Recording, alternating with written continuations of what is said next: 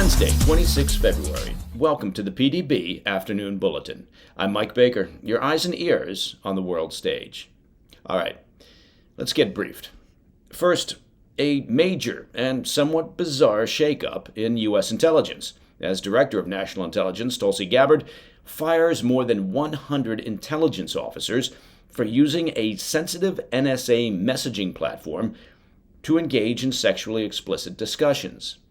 Yeah. The DNI might also want to look at firing whomever approved or signed off on hiring them in the first place, and I guess whomever was responsible for maintaining and monitoring the relevant messaging platforms. Just a thought.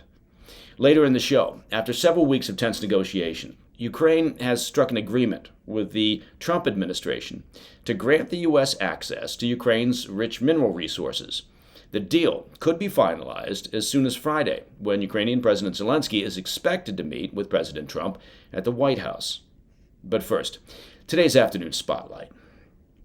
Director of National Intelligence, or DNI, Tulsi Gabbard, is moving quickly to remove more than 100 staffers from the ranks of America's intelligence agencies after discovering activity that she described as a, quote, egregious violation of trust.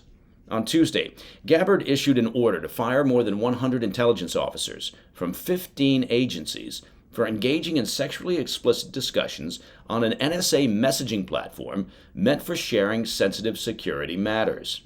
The chats, first disclosed publicly by conservative activist and writer Christopher Rufo, included X-rated discussions on sexual fetishes, gender transition surgeries, artificial genitalia, hormone therapy, polyamory, and pronoun usage. That's according to a report from Fox News.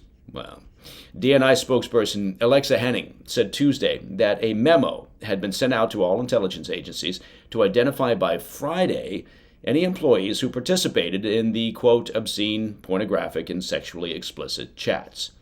All those who took part will be terminated from their positions and have their security clearances revoked. Look at that, consequences for bad actions. In an interview with Fox News on Tuesday, Gabbard said, quote, there are over 100 people from across the intelligence community that contributed to and participated in what is really just an egregious violation of trust. They were brazen in using an NSA platform intended for professional use to conduct this kind of really, really horrific behavior. And they were brazen in doing this, she said, because when was the last time that anyone was really held accountable? End quote. Well, she's not wrong there. The NSA Intel Link messaging platform also became a forum for bashing the new DNI, with employees sending messages accusing Gabbard of being, quote, fervently anti-queer, a, quote, Russian agent, and a member of the, quote, MAGA cult. Gabbard said the explicit chats violated the basic rules and standards of workplace professionalism, really, and that the firings were necessary to, quote, clean house, root out that rotten corruption and weaponization and politicization so we can start to rebuild that trust in these institutions. The employees represented a wide array of U.S. intelligence agencies, including the Defense Intelligence Agency, U.S. Naval Intelligence, the NSA, the United States Space Command, and even the Office of the Director of National Intelligence. The revelations come amid Gabbard's broader effort to purge diversity, equity, and inclusion, or DEI, initiatives from the intelligence community.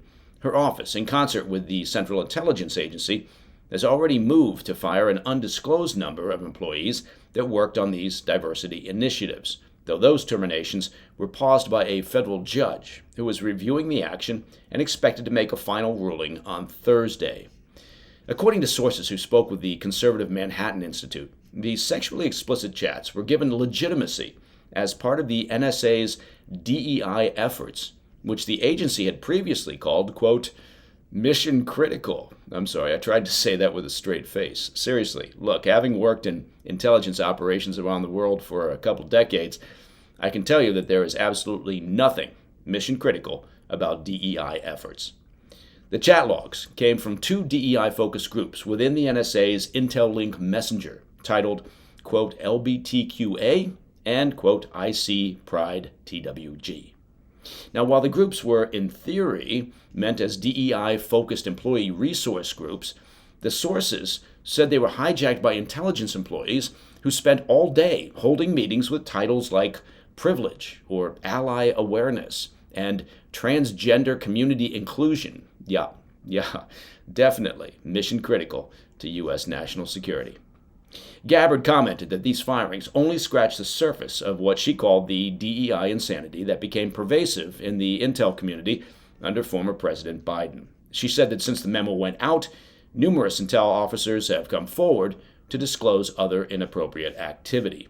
Gabbard stated, quote, "People are stepping forward because they are all on board with the mission to clean house and refocus on our core mission of serving the American people," end quote. Now look, even as I speak, I guarantee that Chinese and Russian intel are working to identify the individuals who are involved in these chat groups, if they don't already know them already.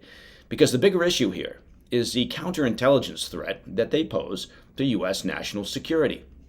Look, intel officers spend their careers looking for potential recruitment targets who are disaffected or angry or angst-ridden, disturbed or disgruntled, which is why intel organizations are supposed to spend significant time and resource vetting any potential hire and looking for any indications that they may have issues, such as, I don't know, ending up on an NSA chat group belittling their organizations or leaders.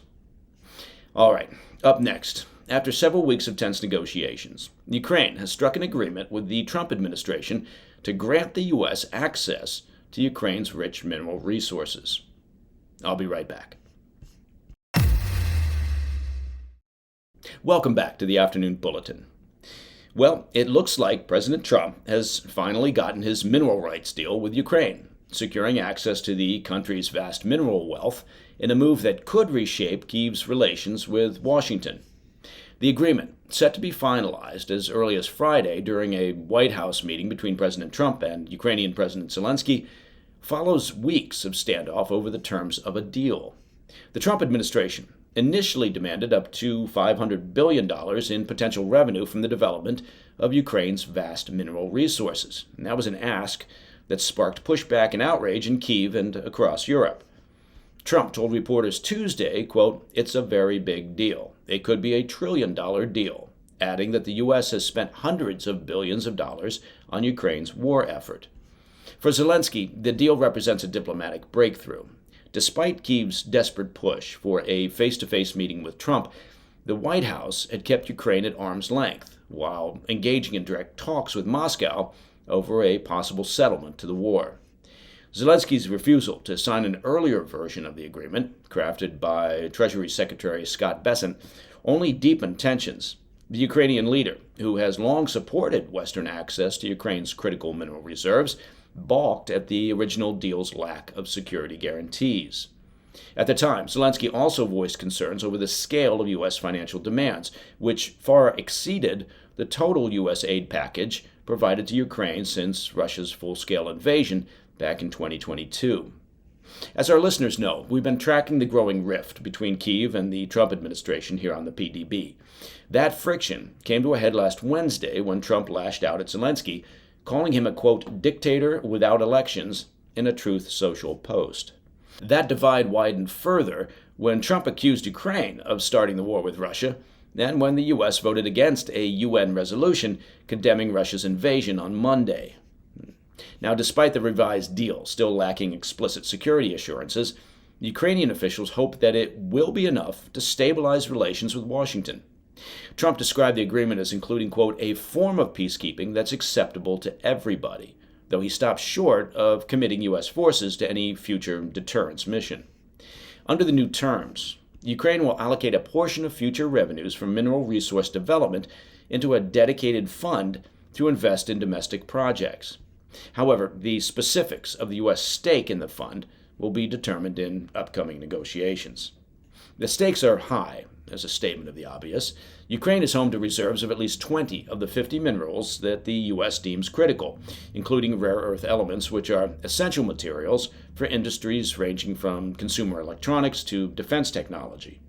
Industry analysts estimate their collective value in the trillions of dollars. Now, one interesting element of this deal is the unfortunate fact that a significant portion of the mineral reserves are currently located in the 20% of Ukraine that's currently controlled by Russia.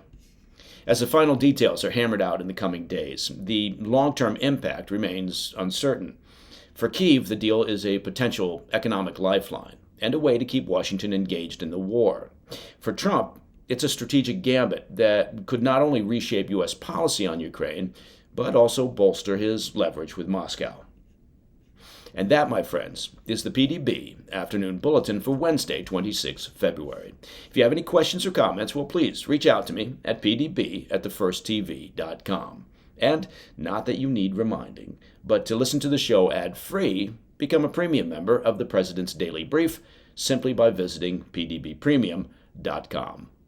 I'm Mike Baker, and I'll be back tomorrow. Until then, stay informed, stay safe, stay cool.